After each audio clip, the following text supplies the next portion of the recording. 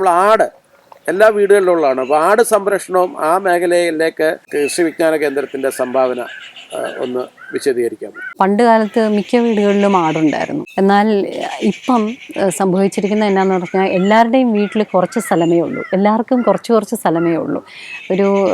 നമ്മുടെ ഒരു per capita availability ലാൻഡിൻ്റെ നോക്കുവാണെങ്കിൽ ഒരാൾക്കൊരു ശരാശരി ഒരു 20 സെൻറ്റൊക്കെ ഉള്ളൂ ഇപ്പം നിലവിൽ. പണ്ടത്തെ പോലെ ഒരു 20 ആടിനെ മേടിച്ച് നമ്മളങ്ങ് വളർത്തി വെളിയിൽ അഴിച്ചു വിട്ട് വളർത്തുക എന്ന് പറയുന്നത് ഇപ്പോൾ ഒരു പോസിബിളായിട്ടുള്ളൊരു കാര്യമല്ല.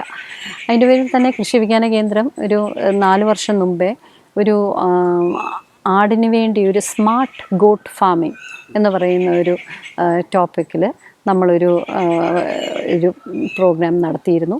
അതിൻ്റെ ഭാഗമായിട്ട് വീടിൻ്റെ അടുത്ത് തന്നെ ചെറിയ കൂടുകൾ അഴിച്ചു വിടാതെ വളർത്താൻ പറ്റുന്ന രീതിയിലുള്ള ടെക്നോളജി. കൂടിൻ്റെ വ്യത്യാസമാണ്. ആ കൂട്ടിൽ തന്നെ തീറ്റ കൊടുക്കാനായിട്ടുള്ള ക്രമീകരണങ്ങളും അതുപോലെ തന്നെ 24 മണിക്കൂർ വെള്ളം.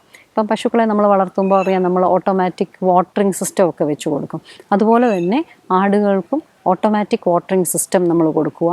അതിന് നിൽക്കാൻ പറ്റുന്ന സൗകര്യത്തിനുള്ള രീതിയിലുള്ള പ്രതലം, അതായത് സ്ലേറ്റഡ് ഫ്ലോറിംഗ് എന്ന് പറയും. അതും ഒരു പുതിയ ടെക്നോളജിയാണ്. അന്നേരം ഇതിൻ്റെ വേസ്റ്റ് ഒന്നും കൂട്ടിൻ്റെ അകത്ത് കിടക്കത്തില്ല, എല്ലാം തറയിലോട്ടങ്ങ് പോകും. അന്നേരം അങ്ങനെ ഒരു സ്ലേറ്റഡ് ഫ്ലോർ ഉപയോഗിച്ച് 24 മണിക്കൂറും അതിൻ്റെ അകത്ത് തന്നെ വളർത്താൻ പറ്റുന്ന രീതിയിൽ, ഇപ്പോൾ ഒരു 5 ആടിനെ വളർത്താനായിട്ട് താല്പര്യമുണ്ടെങ്കിൽ 5 ആടിനെ വളർത്താൻ പറ്റുന്ന രീതിയിലുള്ള ചെറിയ കൂടുകൾ നമ്മൾ 4 വർഷം മുമ്പേ നമ്മുടെ ഒരു പ്രോഗ്രാമായിട്ട് മുമ്പോട്ട് കൊണ്ടുവന്നിരുന്നു.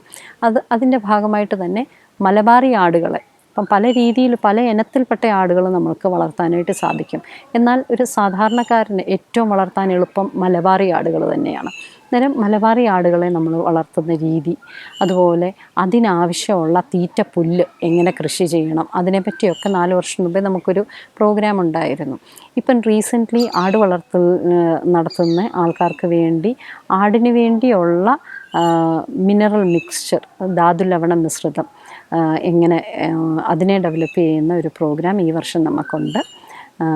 കഴിഞ്ഞ വർഷം ഞാൻ നേരത്തെ പറഞ്ഞതുപോലെ ഒരു 4 വർഷം മുമ്പേ ഈ പ്രോഗ്രാം നടത്തിയതിനോടൊപ്പം തന്നെ ഒരു BGRT എന്ന് പറയുന്നൊരു പ്രോഗ്രാം നമ്മൾ ചെയ്തിട്ടുണ്ടായിരുന്നു. അതായത് ബ്രോയിലർ ഗോട്ട് റെയറിങ് ടെക്നോളജി. മുട്ടനാടുകളെ നമ്മൾ വളർത്തി, നമ്മൾ സാധാരണ മുട്ടനാടുകളെ വളർത്തുന്നത് ഇറച്ചിക്ക് വേണ്ടിയാണ് വളർത്തുന്നത്. എന്നാൽ അതിനെ എങ്ങനെ ഇറച്ചി കൂടുതൽ കിട്ടുന്ന, വെയിറ്റ് കൂടുതൽ വെക്കുന്ന രീതി എങ്ങനെ വളർത്താം, അതാണ് ബ്രോയിലർ ഗോട്ട് റെയറിങ് ടെക്നോളജി. ചെറിയ പ്രായത്തിൽ തന്നെ കുഞ്ഞുങ്ങളെ ഒരു പാലുകൂടി കഴിഞ്ഞ് കഴിയുന്ന ഉടനെ തള്ളയിൽ നിന്നും മാറ്റി പച്ചപ്പുല്ല് കൊടുക്കാതെ ഒരു 6 മാസം വരെ നമ്മൾ വളർത്തുക. അന്നേരം 6 മാസം വളർത്തുന്ന അതിനൊരു പ്രത്യേക രീതിയൊക്കെ ഉണ്ട് വളർത്തുന്നതിന്. ആ രീതിയിൽ നമുക്ക് വളർത്തിയെടുക്കുകയാണെങ്കിൽ സാധാരണ വെയിറ്റ് ഗെയിനിനെക്കാട്ടിൽ നമുക്ക് ഒരു 40% വെയിറ്റ് ഗെയിൻ കൂടുതൽ കിട്ടും. അന്നേരം അങ്ങനെയുള്ള ആൾക്കാർക്ക് അങ്ങനെ വളർത്തുമ്പോൾ നമുക്ക് എന്തെങ്കിലും ഒരു പെരുന്നാൾ പ്രമാണിച്ച് കുറച്ച് മുട്ടൻകുട്ടികളെ അങ്ങനെ വളർത്തിയെടുക്കുകയാണെങ്കിൽ നല്ലൊരു മാർക്കറ്റ് കിട്ടും. ഇതിന് കൊടുക്കുന്ന ഈ ആഹാരം, ഇപ്പം പശുവിൻ്റെ ഫോഡറിനെ കുറിച്ച് പറഞ്ഞു. അപ്പോൾ ഈ ആടിനെ ഇപ്പം ന്യൂനത സാങ്കേതിക വിദ്യയിൽ നമ്മൾ കൂടുണ്ടാക്കുന്നു. അപ്പോൾ ഈ കൂട്ടിൽ തന്നെയാണല്ലോ ഇത് കിടക്കുക. അപ്പോൾ ഇതിന് കൊടുക്കുന്ന ആഹാരം, എന്തെങ്കിലും പ്രത്യേകതരം ആഹാരം ഇതിന് വേണ്ടിയിട്ട് ഈ ഫോഡർ മാതിരി എന്തെങ്കിലും നമ്മൾ ഡെവലപ്പ് ചെയ്തിട്ടുണ്ടോ? ഇതൊക്കെ എങ്ങനെയാണ് ഈ താഴെത്തട്ടിലേക്കുള്ള നമ്മുടെ കർഷകരിലേക്ക് KVK എത്തിക്കുന്നത്? അത് എത്രത്തോളം കർഷകർ പ്രയോജനപ്പെടുത്തുന്നുണ്ട്? ആടിനെ സംബന്ധിച്ചോളം നമ്മൾ അങ്ങനെ തീറ്റ ഡെവലപ്മെൻറ്റ് എന്ന് പറഞ്ഞാൽ നമുക്ക് തന്നെ ഇതിൻ്റെ തീറ്റ ഉണ്ടാക്കിയെടുക്കാം. നമുക്ക് എളുപ്പം കിട്ടുന്ന ഇൻഗ്രീഡിയൻസ് ഉപയോഗിച്ച് നമുക്ക് തന്നെ നമ്മുടെ ഫാമുകളിൽ തന്നെ നമുക്ക് ഡെവലപ്പ് ചെയ്തെടുക്കാവുന്നതേ ഉള്ളൂ. ഇപ്പം നിലവിൽ ഞങ്ങൾ ഇപ്പം യൂസ് ചെയ്തുകൊണ്ടിരിക്കുന്നതെന്ന് പറഞ്ഞാൽ നമുക്ക് ഏറ്റവും എളുപ്പം കിട്ടുന്ന ഗോതമ്പ് തവിട്, അല്ലെങ്കിൽ എള്ളും പിണ്ണാക്ക്, കടല പിണ്ണാക്ക്, അല്ലെങ്കിൽ കൊപ്ര പിണ്ണാക്ക്, ഇതൊക്കെ ഉപയോഗിച്ച് നമുക്ക് നമ്മുടെ ആടുകൾക്ക് ഏറ്റവും നല്ല രീതിയിൽ നമുക്ക് ഉണ്ടാക്കിയെടുക്കാവുന്നതേ ഉള്ളൂ. അല്ല, മാർക്കറ്റിൽ തന്നെ ഗോട്ട് ഫീഡ് എന്ന് പറയുന്ന പേരിൽ ഇപ്പോൾ അവൈലബിളാണ്. പല കമ്പനീസും ഇപ്പം ചെയ്യുന്നുണ്ട്. എന്നാൽ ഏറ്റവും നല്ലത് എനിക്ക് തോന്നുന്നു നമ്മൾ തന്നെ ഉണ്ടാക്കി നമ്മുടെ ആടുകൾക്ക് ആവശ്യത്തിനുള്ള ആഹാരം നമ്മൾ കൊടുക്കുന്നതാണ്, ഫീഡ് നമ്മൾ കൊടുക്കുന്നതാണ് നല്ലത് എന്നുള്ളതാണ് തോന്നുന്നത്. അന്നേരം അതിൻ്റെ അകത്ത് ധാതുലവണ മിശ്രിതവും ഉപ്പും ഒക്കെ അതിൻ്റെ കൃത്യമായിട്ടുള്ള അളവിൽ നമ്മൾ ഇടണം എന്നുള്ളതേ ഉള്ളൂ. ഇപ്പോൾ ഈ ഗോട്ട് ഹൗസിനെ കുറിച്ച് പറഞ്ഞു. അപ്പോൾ ഇതുപോലെ തന്നെ മറ്റുള്ള ഇപ്പോൾ കോഴിയെക്കുറിച്ച് മാഡം ഒരുപാട് കാര്യങ്ങളിലേക്ക് കടന്നിട്ടില്ലെന്ന് ഞാൻ മനസ്സിലാക്കുന്നത്. കാര്യം കൃഷി വിജ്ഞാന കേന്ദ്രം ഒരുപാട് കാര്യങ്ങൾ ഈ കോഴിയുമായിട്ട് ബന്ധപ്പെട്ട് നടത്തുന്നത്. അതിൻ്റെ ബാക്കിയുള്ള കാര്യങ്ങളോടൊന്ന് വിശദീകരിക്കാം.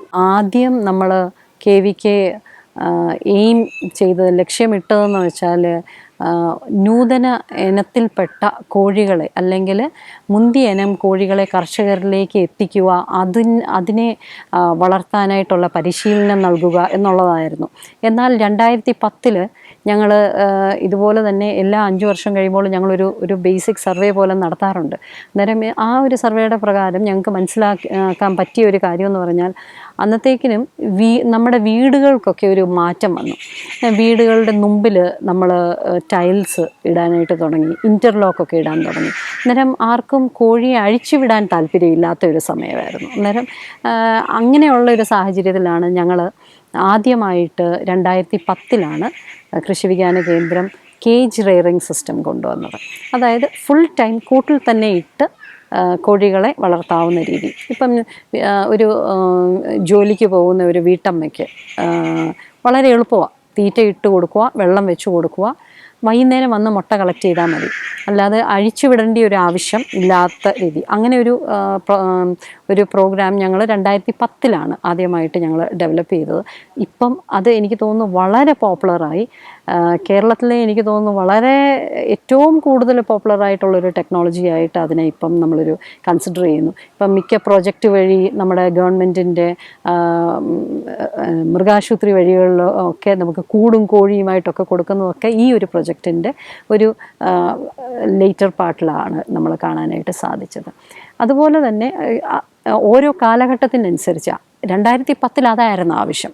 കുറച്ച് നാൾ കഴിഞ്ഞപ്പം ആൾക്കാർക്ക് തോന്നാൻ തുടങ്ങി, കോഴിയെ നമ്മൾ ഇത്രയും കൂട്ടിലിട്ട് അടുപ്പിച്ചിട്ട് വളർത്തുന്നത് ശരിയല്ല, അതിന് ഒരു മൂവ്മെൻറ്റ് കിട്ടുന്നില്ല എന്നുള്ളൊരു തോന്നലിൽ വന്നത്തേക്കിനും ഞങ്ങൾ പിന്നെയും അതിനെപ്പറ്റി പഠനങ്ങൾ നടത്തി. ഞങ്ങളൊരു കൂപ്പ് എന്ന് പറയുന്നൊരു ടെക്നോളജി ഡെവലപ്പ് ചെയ്തു. ആ കൂപ്പ് എന്ന് പറയുന്ന ഒരു ടെക്നോളജി എന്ന് ഉദ്ദേശിക്കുമ്പോൾ, ഇപ്പം ഒരു 20 കോഴിയെ ഇടുന്ന ഒരു കൂപ്പാണെങ്കിൽ ആ കൂട്ടിൽ കോഴിക്ക് യഥേഷ്ടം നടക്കാനായിട്ടുള്ളൊരു സൗകര്യം, തീറ്റ ഉള്ളിൽ തന്നെ കൊടുക്കുന്നു, വെള്ളം ഉള്ളിൽ തന്നെ കൊടുക്കുന്നു, മുട്ടയിടാനായിട്ടുള്ളൊരു പ്രത്യേക സൗകര്യം നമ്മൾ ഒരുക്കി കൊടുക്കുന്നു. അതൊരു ഇരുട്ടുമുറിയാണ്. പണ്ട് കാലത്ത് നമുക്കറിയാം, ഈ കോഴിയൊക്കെ മുട്ടയിടുന്ന ഏതെങ്കിലും ഇരുട്ടുള്ളൊരു സ്ഥലത്തായിരിക്കും. അന്നേരം അത് അഡോപ്റ്റ് ചെയ്തിട്ട് ഒരു സൈഡിൽ ഇരുട്ടുമുറിക്കകത്ത് മുട്ടയിടുന്നു. ഈ മുട്ട നമുക്ക് വെളിയിൽ നിന്ന് നമുക്ക് പെറുക്കാനായിട്ടുള്ളൊരു രീതിയിൽ കൂപ്പ് എന്ന് പറയുന്നൊരു സംവിധാനം ഞങ്ങൾ അതിനുശേഷം ഒരു 4-5 വർഷത്തിന് ശേഷം ഞങ്ങൾ അത് ഡെവലപ്പ് എടുത്തു. ഞാൻ നേരത്തെ പറഞ്ഞതുപോലെ സമയത്തിൻ്റെ ഒരു വ്യത്യാസം. അന്നേരം ചില കർഷകർ ഞങ്ങളോട് പറഞ്ഞ ഒരു ഇതെന്ന് പറഞ്ഞാൽ, അത് കുറച്ചുകൂടെ സാധാരണ കൂടുകളിൽ അറ്റാച്ച് ചെയ്യാൻ പറ്റുന്ന രീതിയിൽ എന്തെങ്കിലും ഉണ്ടോ. അവർ സാധാരണ തടിക്കൂട്, ഇപ്പം മാർക്കറ്റിലൊക്കെ കിട്ടുന്ന സാധാരണ പണ്ട് കാലത്ത് ഉപയോഗിച്ചുകൊണ്ടിരിക്കുന്ന തടിക്കൂടാണെങ്കിൽ, അങ്ങനെ ഉള്ള കൂട്ടിൽ കോഴിയെ വളർത്തുമ്പോൾ രാവിലെ പകൽ സമയത്ത് അഴിച്ചു വിടുകയാണ് ചെയ്യുന്നത്. അന്നേരം അഴിച്ചു വിടുമ്പോൾ പലപ്പോഴും അവിടെ കൃഷിയൊന്നും ചെയ്യാൻ പറ്റുന്നില്ല. അന്നേരം ഈ കോഴിയെല്ലാം ഈ കൃഷിയെല്ലാം നശിപ്പിക്കുക. അന്നേരം അങ്ങനെയുള്ള സാഹചര്യത്തിൽ ഇത്രയും ഒരു വലിയ കൂടല്ല, അതിനെന്തെങ്കിലും ഒരു ചെറിയ അറ്റാച്ച്മെൻറ്റ് വല്ലതും ചെയ്യാൻ പറ്റുമോ എന്നുള്ളൊരു ചോദ്യം വന്നപ്പോഴാണ് ഞങ്ങൾ സ്കാവെഞ്ചിങ് ടണൽ എന്ന് പറയുന്ന ഒരു ടെക്നോളജി ഡെവലപ്പ് ചെയ്തത്. അതെ, വീട്ടിലുള്ള എക്സിസ്റ്റിംഗ് കൂടാണ്, അതിന് ഒരു ടണൽ പോലെ ഉണ്ടാക്കി കൊടുത്തു. അന്നേരം ആ ടണലിൽ കൂടെ കോഴി നടക്കത്തുള്ളൂ. എന്നാൽ പാക്കാനോ കീരിയോ പട്ടിയോ ഒന്നും പ്രശ്നവും ഇല്ല അതിന്. അന്നേരം അതിൻ്റെ അകത്തൂടെ കോഴി നടക്കും. അതിൻ്റെ അകത്ത് തന്നെ മുട്ടയിട്ട് നമുക്ക് പെറുക്കാനും സൗകര്യമാണ്. അന്നേരം രാത്രിയിൽ ഇപ്പം നമ്മൾ അടച്ചില്ലെങ്കിലും പേടിക്കേണ്ട ആവശ്യമില്ല. അതാണ് സ്കാവെഞ്ചിങ് ടണൽ. അതിനുശേഷം ഞങ്ങൾ അപ്പർ കുട്ടനാട് ഏരിയയിൽ ചെന്നപ്പം ഞങ്ങൾക്ക് മനസ്സിലായത്, ഇവർ ഇഷ്ടംപോലെ കോഴിയെ വളർത്തുന്ന സ്ഥലമാണ്. എന്നാൽ ഈ വെള്ളപ്പൊക്കമൊക്കെ വരുമ്പോൾ പലപ്പോഴും ഈ കൂടുൾപ്പെടെ ഒഴുകിപ്പോകുന്നൊരു പ്രശ്നമുണ്ട്.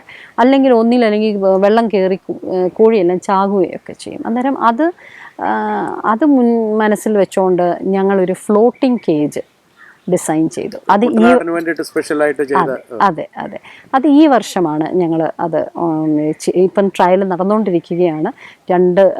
കുട്ടനാട്ടിലെ 2 സ്ഥലത്ത്, നിരണവും അതുപോലെ തേവേരി എന്ന് പറയുന്ന സ്ഥലത്തും 2 സ്ഥലത്തും ഇപ്പം ട്രയൽ നടന്നുകൊണ്ടിരിക്കുക.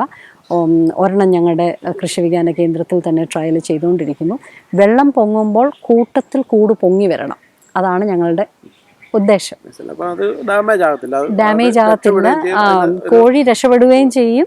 എന്നാൽ വെള്ളം പൊങ്ങുന്നു എന്ന് തോന്നുമ്പോൾ ആ കൂട് എവിടെയെങ്കിലും ഒന്ന് കെട്ടിയിട്ടാൽ മതി, എന്നിട്ട് ഒഴുകിയും പോകത്തില്ല. ഇത്രയധികം ടെക്നോളജി KVK വികസിപ്പിച്ചെടുത്ത് അത് എങ്ങനെയാണ് ഈ താഴെ തട്ടിലേക്ക്, കാര്യം നമ്മുടെ ജില്ല എന്ന് പറയുന്ന ഒരു വലിയ ജില്ലയാണ്, 52 പഞ്ചായത്ത്, വലിയ വിസ്തൃതിയുള്ള മലയോര പ്രദേശങ്ങൾ, എങ്ങനെയാണിത് കർഷകരിലേക്ക് ഇത് എത്തിക്കുന്നത്?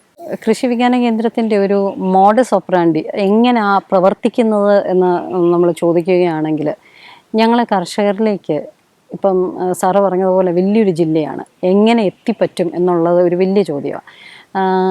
ഞങ്ങൾ ഇവിടെ ഓരോ ബ്ലോക്കും ഓരോ നോഡൽ ഓഫീസേഴ്സ് ഉണ്ട്. ഇപ്പം പന്തളം ബ്ലോക്ക് ഒരാളെ ഏൽപ്പിച്ചിട്ടുണ്ടെങ്കിൽ ആ ആളാണ് ആ ബ്ലോക്കിനെ പറ്റി എല്ലാ കാര്യങ്ങളും അറിഞ്ഞിരിക്കേണ്ടത്. അതുമാത്രമല്ല, ഞങ്ങളൊരു ക്ലസ്റ്റർ അപ്രോച്ചിലാണ് കൃഷി വിജ്ഞാന കേന്ദ്രം വർക്ക് ചെയ്യുന്നത്. കഴിഞ്ഞ ഒരു 5 വർഷമായിട്ട് നമ്മൾ അപ്പർ കുട്ടനാട് ഏരിയയായിരുന്നു ഫോക്കസ് ചെയ്തുകൊണ്ടിരുന്നത്. അന്നേരം നമ്മുടെ ടെക്നോളജീസ് പലതും നമ്മൾ അപ്പർ കുട്ടനാട് ഏരിയയ്ക്ക് വേണ്ടി ഡെവലപ്പ് ചെയ്യുന്നു. അവരുടെ പ്രശ്നങ്ങൾ നമ്മുടെ മനസ്സിൽ വെച്ചുകൊണ്ടാണ് നമ്മൾ വർക്ക് ചെയ്യുന്നത്. അന്നേരം നമ്മുടെ ടെക്നോളജീസ് എല്ലാം കർഷകരിലേക്ക് എത്തുന്നത് ലൈൻ ഡിപ്പാർട്ട്മെൻറ്റ്സ് വഴിയാണ് പലതും. പിന്നെ നമ്മുടെ കർഷക കൂട്ടായ്മ വഴിയൊക്കെയാണ് നമ്മളുടെ ടെക്നോളജികൾ നേരിട്ടെത്തുന്നത്. ഈ ടെക്നോളജി എത്തുന്നതിനൊരു പ്രത്യേക രീതിയുണ്ട്. ആദ്യം ഒരു ടെക്നോളജി നമ്മൾ കണ്ടുപിടിച്ചു, ഇവരുടെ പ്രശ്നങ്ങൾ എന്താണെന്ന് മനസ്സിലാക്കിയതിന് ശേഷം അതിൻ്റെ ഒരു സൊല്യൂഷനായിട്ട് നമുക്ക് എന്താണോ കിട്ടുന്നത്, അത് നമ്മളൊരു കർഷക പങ്കാളിത്തത്തോടു കൂടി ഒരു പഠനം നടത്തും. ആ പഠനം നടത്തുന്നത് കർഷകൻ്റെ ഫാമിലാണ്. ആ ഫാമിൽ എത്രത്തോളം അത് വിജയകരമായിട്ട് നമുക്കതിൻ്റെ റിസൾട്ട് കിട്ടുന്നു, അതിപ്പം അതിനെ ബേസ് ചെയ്തിരിക്കും ലാർജ് സ്കെയിൽ ഡിസമിനേഷൻ, ബാക്കി കർഷകരിലേക്ക് എത്തിക്കുന്ന ഇത്. അതിൻ്റെ ഒരു കർഷകൻ്റെ സ്ഥലത്ത് നമ്മൾ ട്രയൽ നടത്തുക, അല്ലെങ്കിൽ ആ കർഷകനോടൊപ്പം നിന്ന് കർഷകൻ്റെ ഒരു സഹായത്തോടു കൂടി നമ്മൾ ട്രയൽ നടത്തി അതിൻ്റെ റിസൾട്ട് കിട്ടിയതിന് ശേഷം നല്ലതാണ് ആ റിസൾട്ട് എങ്കിൽ അത് മുൻനിര പ്രദർശനത്തിലേക്ക് നമ്മൾ കൊണ്ടുപോകും. ഈ മുൻനിര പ്രദർശനം എന്ന് ഉദ്ദേശിക്കുന്നത് ചിലപ്പം ആദ്യം ചെയ്യുന്ന 10 കർഷകരുടെ വീട്ടിലാണെങ്കിൽ മുൻനിര പ്രദർശനം വരുന്നത് ഒരു 50 കർഷകൻ്റെ വീട്ടിലായിരിക്കും. ഈ മുൻനിര പ്രദർശനത്തിലും ഈ ഒരു ടെക്നോളജിക്ക് അല്ലെങ്കിൽ ഈ ഒരു സാങ്കേതിക വിദ്യയ്ക്ക് പ്രശ്നമൊന്നുമില്ല, നമ്മുടെ നാട്ടിൽ നല്ല രീതിയിൽ നടത്താൻ പറ്റുന്ന ഒരു ടെക്നോളജിയാണെന്ന് മനസ്സിലാക്കി കഴിഞ്ഞാൽ പിന്നെ ഈ ടെക്നോളജിയെ നമ്മൾ പല രീതിയിൽ ഇതിനെ നമ്മുടെ ജില്ലയിൽ പല ഡിപ്പാർട്ട്മെൻറ്റ്സ് വഴിയും അതുപോലെ ലൈൻ ഡിപ്പാർട്ട്മെൻറ്റ്സ് വഴി ആത്മ വഴിയൊക്കെ നമ്മൾ കർഷകരിലേക്ക് എത്തിക്കുക. എന്നിട്ട് ഈ ടെക്നോളജി നമ്മുടെ ട്രെയിനിങ്ങുകളിൽ ഉൾപ്പെടുത്തും.